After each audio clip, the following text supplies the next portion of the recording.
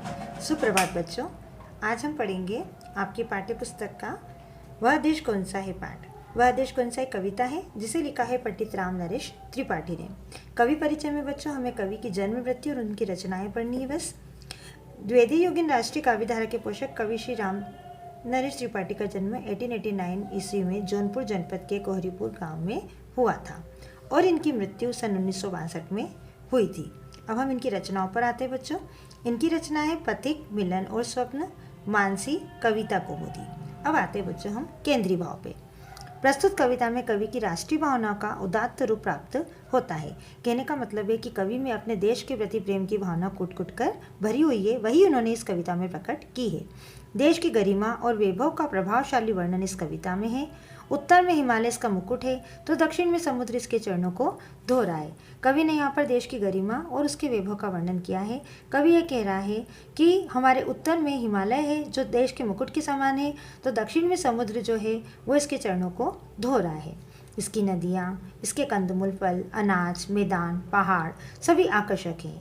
यह देश संपूर्ण संसार को अपने आचरण से शिक्षा देने वाला विश्वगुरु रहा है। यह विभिन्न आदर्शों की प्रतिष्ठा का देश है। श्री राम की पितृभक्ति, त्याग भावना तथा लक्ष्मण और भरत के भ्रातृत्व ने उच्च आदर्शों की प्रस्तुति की है। देश की प्रकृति, देश की भौतिक समृद्धि और देश की आचरणशील गरिमा का उल्लेख कवि ने इस कविता में प्रश्नात्मक शैली में किया है। प्रश्न और उत्तर की समन्वित शैली इस कविता के शिल्प के सौंदर्य को बढ़ा देती है। कहने का मतलब है कि कवि ने हमारे देश के कंदमूल, फल, अनाज, मैदान सबका बहुत अच्छा वर्णन किया है। कवि ने यहाँ पर यह भी बताया है कि हमारा भारत विश्व का गुरु है।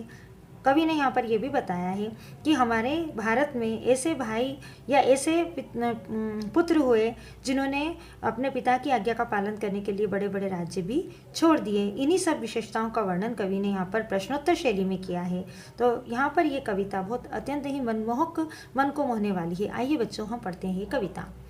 मनमोहिनी प्रकृति की जो गोद में मनमोहिनी प्रकृति की जो गोद में बसा है, सुख स्वर्ग सा जहाँ है, वह देश कौन सा है। कवि यहाँ पर प्रश्नोत्तर शैली में अपना पाठ प्रारंभ करता है और बोलता है कि ऐसा देश कौन सा है जो प्रकृति की गोद में बसा है और जहाँ स्वर्ग के समान सुख मौजूद है।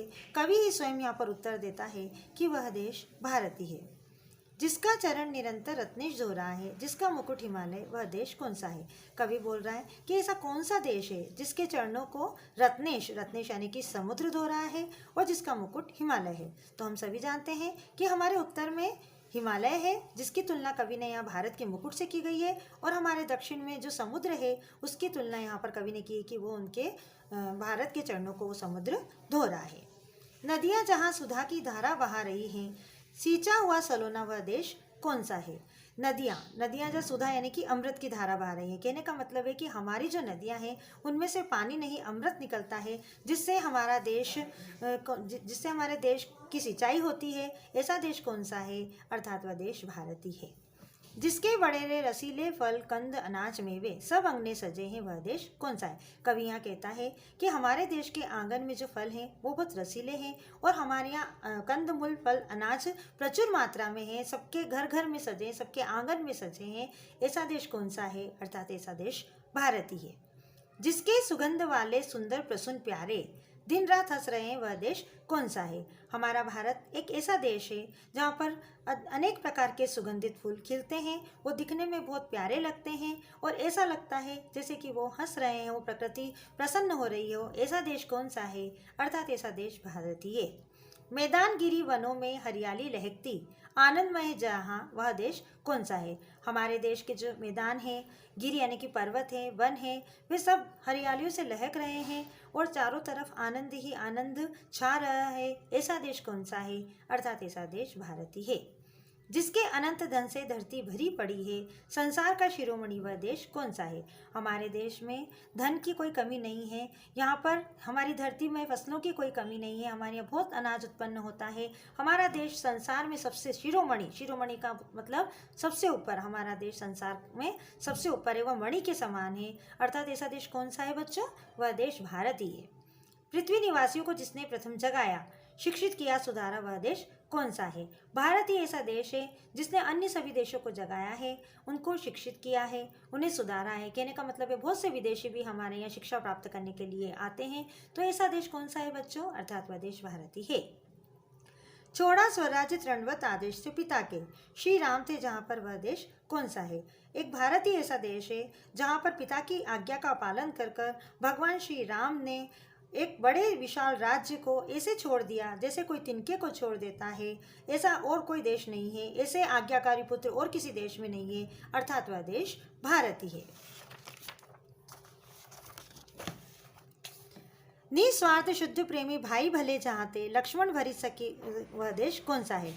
मतलब ऐसे निस्वार्थ आपस में प्रेम करने वाले भाई जो लक्ष्मण और भरत के समान, मतलब कहने का मतलब है कि राजा दशरथ ने वनवास तो राम को दिया था, लेकिन लक्ष्मण भी उनके साथ में चले गए थे, और भरत ने भी राज्य न कर भरत ने भी श्री राम की चरण पादुका को ही सिंहासन पर विराजमान किया था। इस प्रकार से निस्वार्थ प्रेम करने वाले भाई और अन्य किसी देश में नहीं है, वो भारत में ही है। अर्थात ऐसा देश कौन सा है बच्चों? भारत है। निष्पक्ष न्यायकारी जन जो पढ़े लिखे हैं वे सब बता सकेंगे कि वह देश कौन सा है। कवि यहाँ पर यह फैसला उन लोगों के हित में छोड़ता है जो निष्पक्ष हैं, जो बिना किसी पक्षपात के न्यायपूर्वक ये फैसला करेंगे, जो पढ़े लिखे हैं वे ही बता सकेंगे कि इतनी विशेषताओं वाला देश कौन सा है, अर्थात वह देश भारत ही है। 40 कोटि भाई सेवक सपूत जिसके, भारत सिवाय दूजा वह देश कौन सा है? कवि यहाँ कहना चाहता है कि 40 करोड़ भाई बहन हमारे भारत के सपूत हैं, इसके सिवा और कोई दूसरा देश नहीं है, अर्थात वह देश भारत ही है। इसके संदर्भ प्रसंग की बात आती है बच्चों, तो संदर्भ में हम लिखेंगे कि प्रस्तुत पंक्तियाँ हमारी पाठ्य पुस्तक के वह देश कौन सा पाठ से ली गई है, और इसके कवि राम नरेश त्रिपाठी है। प्रसंग में लिखेंगे कि भारत देश की सुंदरता और छटा का चित्र खींचते हुए कवि ने कहा है। इसके संदर्भ प्रसंग एक ही रहेंगे, अर्थ हम इसके लाइन से पैराग्राफ चेंज कर करके लिख सकते हैं। जो मनमोहक प्रकृति की गोद में विराजमान है, जहाँ स्वर्ग के समान सुख फैला हुआ है, वह देश कौन सा है? अर्थात वह भारत देश ही है। जिसका चरण हमेशा समुद्र धोता रहता है और जिसका मुकुट हिमालय है, वह देश कौन सा है? अर्थात वह देश भारत ही है। जहाँ नदी अमृत की धारा बहा रही है और जिसका सिंचा हुआ क्षेत्र सुंदर दिखाई दे रहा है, वह देश कौन सा है? अर्थात वह देश बच्चों भारत ही है। इसके बाद में हम पैराग्राफ चेंज करके अपनी अगली लाइन स्टार्ट कर सकते हैं बच्चों कि जिसके कंद मूल अनाज मेवे बड़े ही रसीले हैं, सब अंगने सजे हैं, वह देश कौन सा है? अर्थात वह देश भारत ही है।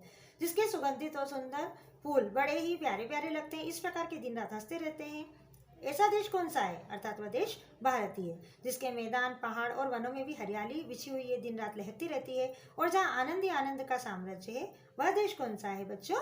अर्थात वह देश भारत ही है।